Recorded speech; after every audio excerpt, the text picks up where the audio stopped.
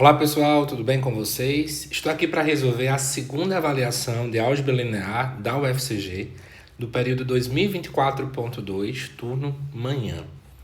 Essa prova continha 5 questões e a estratégia é neste vídeo ajudar você a se dar melhor na sua avaliação, tá bom? Meu nome é José Lucas e já aproveito para dizer a você, se inscreva aqui no canal, tá certo? A primeira questão desta avaliação pedia para que você pudesse classificar em verdadeiro ou falso, justificando cada resposta sua, os seguintes itens. No item A, a afirmação era a seguinte: esse conjunto, dado pelos pares ordenados, tais que x mais y é igual a 1, é um subespaço de R2. O que é que a gente precisa lembrar, né? Para ser um subespaço, 3 coisas têm que acontecer. O vetor nulo tem que estar, geralmente a gente sempre começa com essa análise, né? E também a gente vai ter que ter o fechamento na soma e produto por escalar. Embora, claro, o fato de que o vetor nulo está lá dentro também é consequência desses outros 2 fatos, né? Mas por que eu comentei sobre a questão do vetor nulo? Porque ele não está em V, né? Então, perceba que essa afirmação ela vai ser falsa, né? Pois o vetor nulo, que é 0, 0, não pertence a V. Já que, quando você soma, né, a primeira coordenada com a segunda, caso 0 mais 0, não dá 1. E se você observar bem, aqui dizia que quando somasse deveria dar 1. Então, isso aqui é diferente de 1. Né? Portanto, V não é um subespaço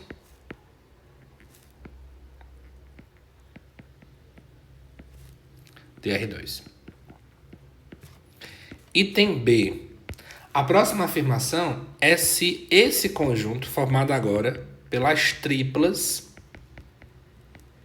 de R3, tais que x menos y mais 2e é igual a 0, é um subespaço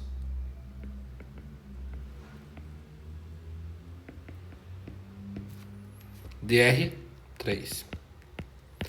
Então, neste caso, gente, primeira coisa que você já vai fazer, olhando para cá, observe que isso aqui é uma equação de um plano.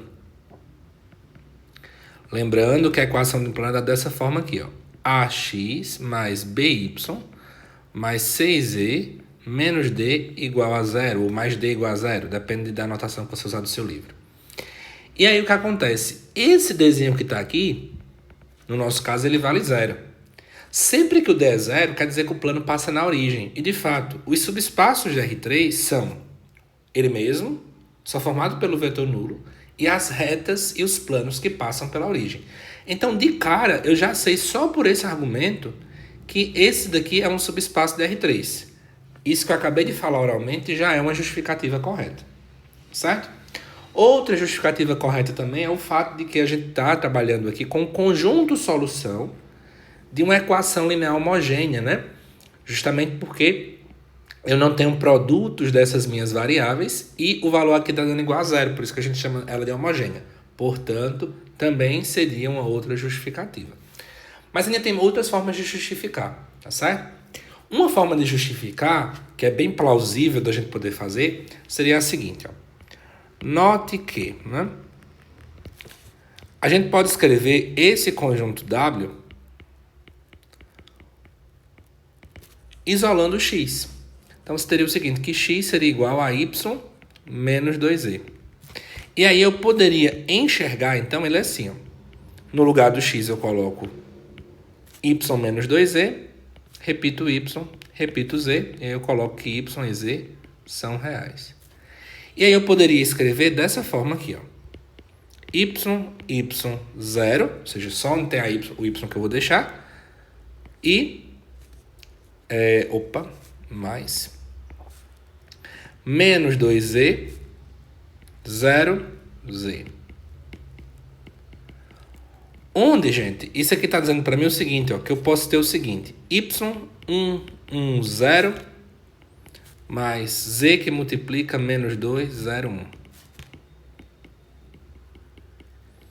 E por esse motivo, esse conjunto W ele vai ser gerado por esses vetores que estamos aqui, ó. Ok? Uma vez que ele é gerado por vetores, ele é um subespaço gerado por vetores. Em particular, ele vai ser um subespaço de R3, né? Então, logo, W é um subespaço de R3. Só que eu vou colocar para vocês aqui outra forma de fazer também, certo? Essa forma não está equivocada, mas tem uma outra forma da gente poder fazer. Primeira coisa que a gente vai analisar é o seguinte: o vetor nulo está lá dentro. Isso aqui é tranquilo de perceber, visto que o vetor nulo é 0, 0 e 0. Quando você faz 0 menos 0 mais 2 vezes 0, dá igual a 0. Então, a outra forma seria o seguinte. Inicialmente,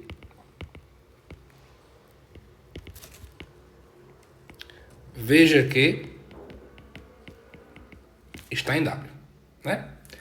Ademais, vamos agora mostrar o fechamento para soma e produto por escalar. E para isso, nós vamos pegar dois vetores que estão em W, né? Então, vamos fazer o seguinte. Eu vou pegar o primeiro vetor, x, y e z. E o segundo eu vou pegar a, b, c, ambos em W. Lembrando que se está em W, essa condição que está aqui ela é válida. Então, vale isso aqui para o x, y, z e vai valer isso aqui para o a, b e c. E aí nós vamos colocar o seguinte, né? Daí, pergunta que não quer calar. Quando eu adiciono esses vetores, ainda continuo morando lá dentro? Então vamos lá. Quando você faz, ó, x, y, z mais a, b, c, dá exatamente x mais a, y mais b e z mais c. Isso aqui vai estar em W. Por quê, né? Pois a regra que nós temos para W é x menos y mais 2z. Ou seja, é a primeira componente menos a segunda componente mais 2 vezes a terceira componente do meu vetor. Isso aqui tem que dar igual a 0. Mas vamos ordenar isso aqui, ó. Eu vou pegar o que tem aqui, o x, y, z, e vou escrever na frente, tá bom? Vai ficar x menos y mais 2z. E o do a, b e c eu vou colocar depois. Mais a menos b mais 2c. Galera, como esse vetor está aí em W, então isso aqui tem que dar igual a 0.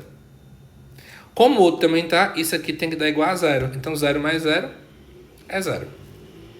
Então, visto que as condições para estar em W são satisfeitas pela soma, quer dizer que a soma de fato está em W. Ok? Analogamente,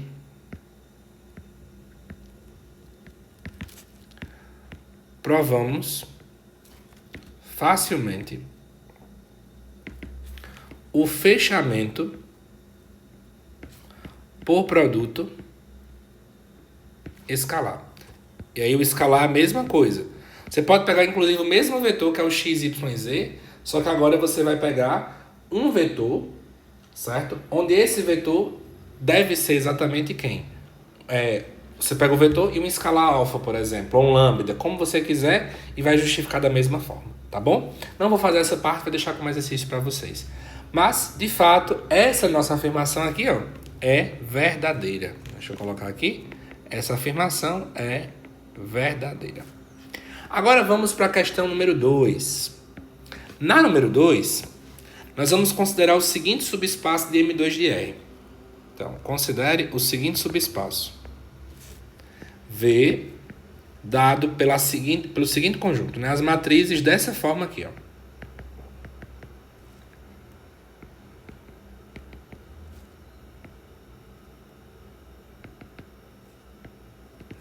Tais que x, y e z são reais. E aí pede que a gente classifique verdadeiro ou falso, né? Então nós temos aqui no item A que essa matriz aqui está em V, e a segunda que essa matriz aqui também está em V. Vamos lá. Primeira coisa, o que quer dizer que a matriz está em V? Observem como é que são as matrizes. né? Dados dessa forma que está aqui, ó. Então, vamos supor que a do item A está em V. A nossa brincadeira é sempre fazer a suposição e ver se vai dar algum absurdo. Se der algum absurdo, é porque não pode estar em V. Ok? Então, eu vou chamar essa matriz de A e essa matriz de B para ficar mais fácil a gente poder escrever, né? Então, se A pertence a V, então, observem, né? X mais Y vai ser igual a 2. E aí você vai fazer a mesma coisinha para os outros, né, que estão aqui. Então, você vai ter o seguinte, eu vou colocar já em forma de sistema para ficar mais rápido. X mais Y vai ser igual a 2. X menos Y mais Z vai ser igual a 1. X menos Y mais Z igual a 1. E Z mais Y igual a 2. Ok? Então, essa é a nossa brincadeirinha aqui para resolver o nosso problema. Notem que essa equação aqui, ó, elas duas são iguais, né? Então você pode meio que, tipo, esquecer uma delas. Tá bom? Daí, o que acontece? Vamos analisar se esse sistema de fato tem solução? Ok? Claro que lembrando que você pode fazer das mais diversas formas esse tipo de problema. Inclusive dá para fazer aqui. Vamos fazer mais rápido aqui, ó. Por exemplo, eu posso isolar o x aqui, que vai dar 2 menos y. Eu posso isolar o z, que vai dar 2 menos y também. Ok? E aí eu vou e substituo isso aqui na equação 2. Né? X menos y mais z igual a 1 vai acabar implicando. No lugar do x eu vou colocar 2 menos y. Aí menos y mais 2 menos y novamente. Igual a 1. Isso aqui nos dá o seguinte, né? 4 menos 3y igual a 1. Menos 3y. 1 menos 4. Então, você vai ter, ó, menos 3 sobre menos 3, ou seja, y igual a 1. E aí, uma vez que y é igual a 1, você volta e substitui aqui. Então, z é igual a 1. E x é igual a 1. Então, tem solução, né, gente?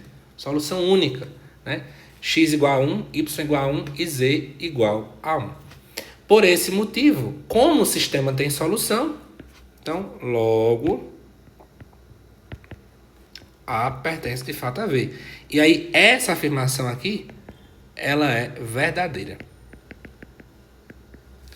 A letra B, facilmente a gente vê que ela é falsa. Olha por quê. As matrizes que estão aqui dentro de V, a diagonal secundária, essa entrada que eu estou circulando e essa outra aqui, ó, elas têm que ser exatamente iguais. E quando você olha para cá, olha o que está acontecendo. Aqui é 1 e aqui é menos 1. Não faz sentido você fazer x menos y mais z dando 1 e ao mesmo tempo x menos y mais z dando menos 1. Então, só por esse motivo, essa afirmação aqui é falsa. Ok?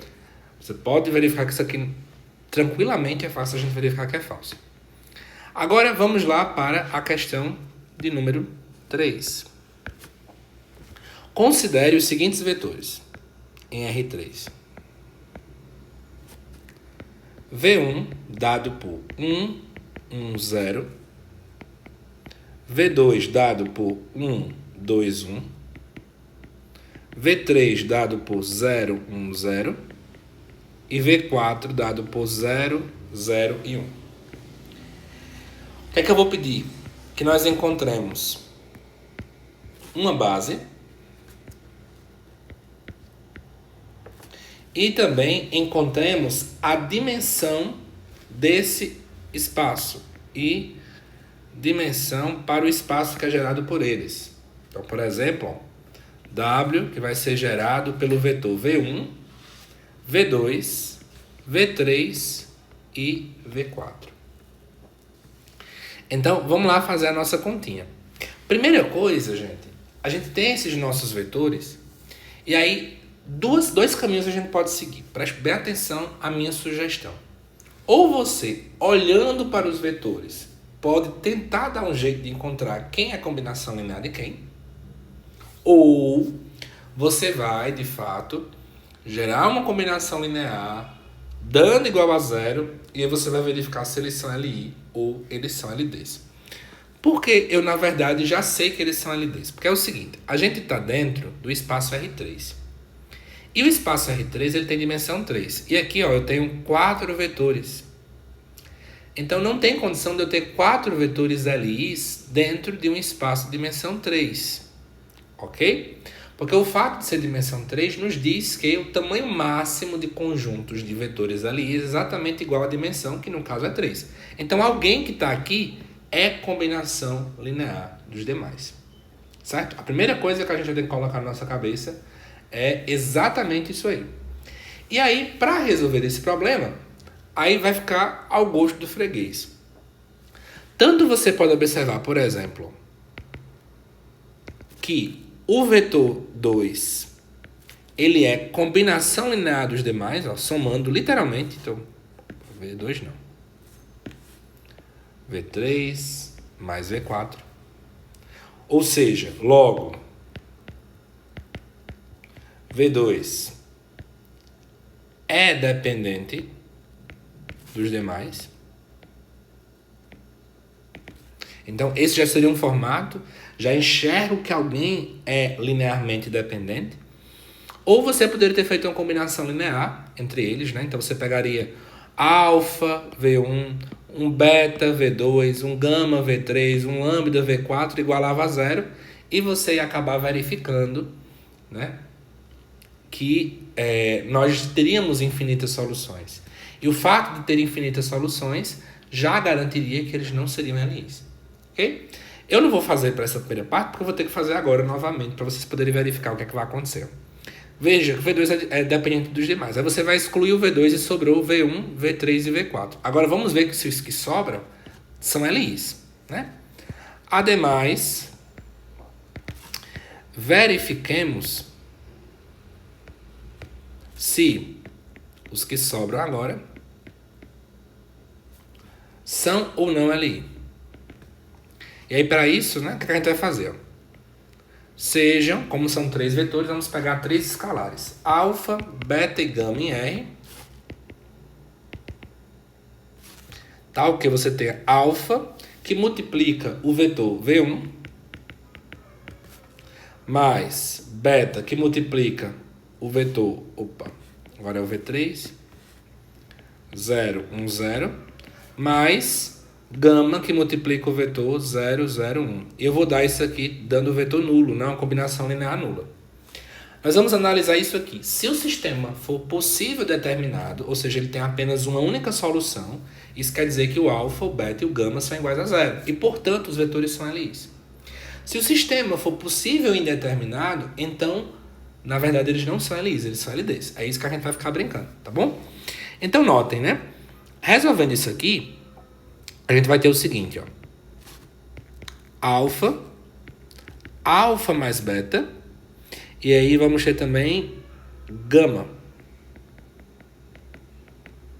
Naturalmente, por igualdade, ó, alfa tem que ser igual a zero. E o gama também tem que ser igual a zero. O que vai implicar também, né, agora, olhando para cá, que o beta também tem que ser igual a zero. Ou seja, eu tenho que todo mundo, ó, tem que ser igual a zero. O meu sistema tem uma única solução. Ah, professor, eu queria fazer em forma de sistema. Como é que a gente vai fazer? Sem nenhum problema. Coloca a matriz ampliada e aí você vai analisar que o posto da ampliada vai ser igual ao posto da matriz dos coeficientes. E você vai analisar que esse posto, na verdade, vai ser exatamente igual a 3, que é justamente a dimensão que está acontecendo aqui. Igual a 3, eu tenho 3 incógnitas. Então, é um sistema possível determinado. E aí, portanto, os vetores são LIs. Então, vou colocar já aqui para vocês. Logo, os vetores em questão, eles são LI. E aí, se eles são LI, pessoal, segue que nós temos, então, agora uma base e a dimensão do espaço. Então, primeiro, beta formado pelos vetores, né? 1, 1, 0, 0, 1, 0, 0, 0, 1 é base de W e sua dimensão, visto que a base tem 3 elementos, é 3. Ok? Vamos então para a nossa quarta questão. Na quarta questão, nós vamos considerar 2 subespaços vetoriais. Então, Considere V gerado por esses vetores aqui, ó. 1, menos 1, 2, 0 e menos 1. E o vetor W, dado pelas triplas de R3, tais que x menos y mais 2e é igual a 0. E aí, primeira coisinha que a gente vai perguntar, já no item A, é encontre a interseção entre esses dois subespaços e também sua dimensão. Então, eu quero que a gente encontre a interseção e encontre também a sua dimensão. O que acontece? Perceba como é que é a forma de um vetor de V, né? Um vetor de V, ele é combinação linear desses dois vetores. Então, vou escrever até aqui, ó. Um vetor de V é da seguinte forma. Alfa 1 menos 1, mais um beta, que multiplica o outro vetor. 2, 0 e menos 1. Que, no caso, ele vai ter essa forma aqui, ó. Alfa menos beta para alfa e beta reais. Agora, impondo a condição de W, né, estou impondo por quê? Nós estamos querendo ver a interseção, então ele não pode só estar em V, ele também tem que estar em W. Então, quando eu impondo a condição de V, a condição de V de W, né, ela diz o seguinte: a primeira componente menos a segunda mais duas vezes a terceira. Ou seja, primeira componente, alfa mais 2 beta, menos a segunda, que é o alfa, mais duas vezes a terceira. Quando você vai fazer as continhas aqui, você vai ver que vai sobrar o seguinte: menos 2 alfa. Isso aqui, obviamente, é igual a 0, né? Que é a condição de W. Então, isso aqui dá igual a 0 e, portanto, a gente vai ter que o alfa, obrigatoriamente, ó, tem que ser igual a 0. Se, então, para um vetor estar ali dentro, o alfa necessariamente tem que ser igual a 0, e eu não coloquei nenhuma condição sobre esse outro escalar aqui, ó, que for o beta, é que a gente consegue concluir, então, né? Logo, um vetor que está em W e em V ao mesmo tempo, ele vai ser dessa forma que está aqui, só que com alfa sem aparecer, né? Porque o alfa vai ser igual a 0. Sobra só essa parte. Ou seja, ele vai ter que ser um múltiplo de 2, 0 e menos 1. Então, a gente consegue concluir que a interseção de V e W vai ser exatamente o gerado por 2, 0 e menos 1. E aí, pessoal, se eu tenho que ele é gerado apenas por um único vetor, e esse vetor é não nulo, esse vetor automaticamente é LI. Então, portanto, a dimensão do espaço interseção é igual a 1. Agora vamos para o item B. No item B, a pergunta é a seguinte: justifique se V mais W é uma soma direta.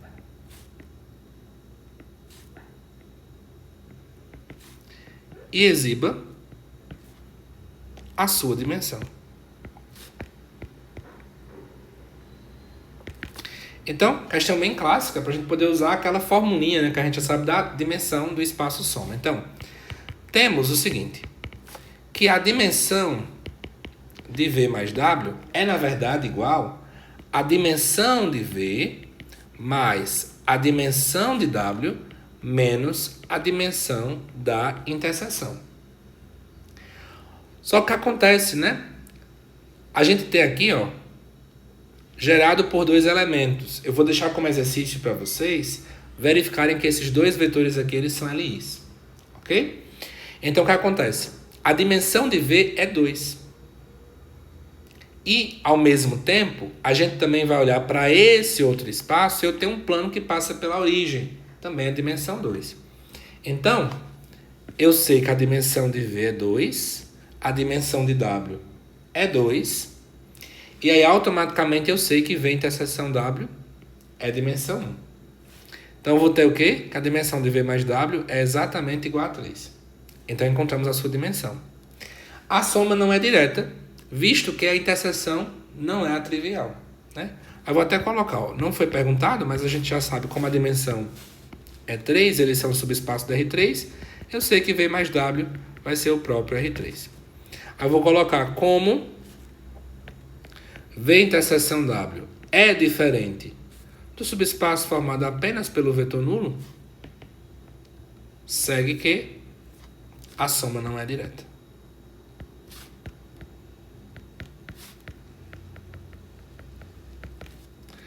E agora vamos para a quinta e última questão da prova.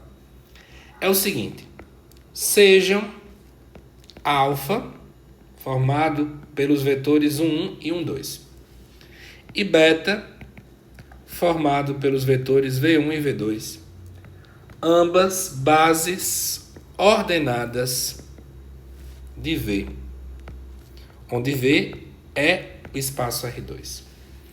Tais que vale a seguinte igualdade. O 1 é V1 mais 2V2 e o 2 é menos 2V1 mais V2.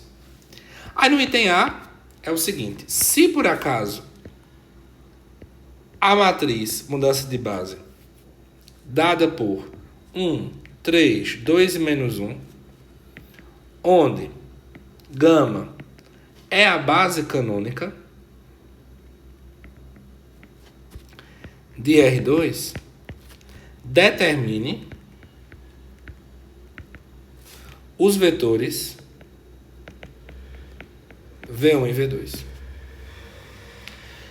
Pessoal, essa aqui é bem simples, né? O item A, justamente porque, como a gente está com a base canônica, isso quer dizer que gama é formado pelos vetores 1, 0 e 0, 1, que é a base canônica de R2. E aí o que é que vai acontecer?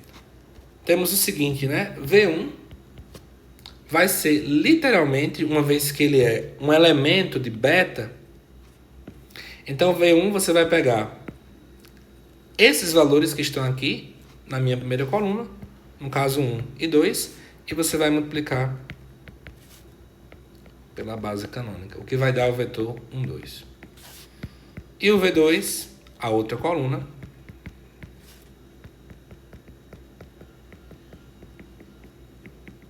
(3 menos 1). Agora vamos para o item B. No item B, encontre V1 alfa e V2 beta. Estamos falando aqui das matrizes nas matrizes coordenadas, né? E aí também é simples, tá certo? Eu vou fazer a primeira e aí a segunda eu vou deixar como exercício para vocês. Primeira coisa que eu acho que vale a pena é a gente olhar quem é o 1 e quem é o 2, visto que o conjunto alfa é formado por o 1 e o 2. Então é o seguinte, ó, note que o 1 é dado por V1 mais 2V2. Então vai ser 1, 2, que a gente acabou de calcular no item A, mais 2 vezes o V2, que vai ser isso aqui. Quando a gente faz a continha, dá 7 e 0. Já o 2, seguindo a mesma dinâmica do que é dado na questão, vai ser menos 2V1 mais V2, que vai dar 1 e menos 5. Daí, pessoal, como a gente sabe que isso aqui equivale a escrever V1, então, agora, como combinação linear dos elementos de alfa, que é, no caso, 7, 0 e 1 menos 5, a gente vai ter o seguinte, né? Que o vetor V1, que é 1, 2, a gente vai escrever ele como agora combinação linear destes elementos que estão aqui. Isso aqui vai nos dar um sistema. 7x mais y igual a 1, menos 5y igual a 2. E aí, quando a gente faz, então, as continhas, para poder verificar, né, quem vai ser cada um de fato, a gente vai ter o seguinte, ó, que o y vai ser menos 2 quintos, e substituindo aqui dentro, você vai acabar verificando que o x vai ser 1 quinto. Então, logo, o que é que eu vou ter, né? É que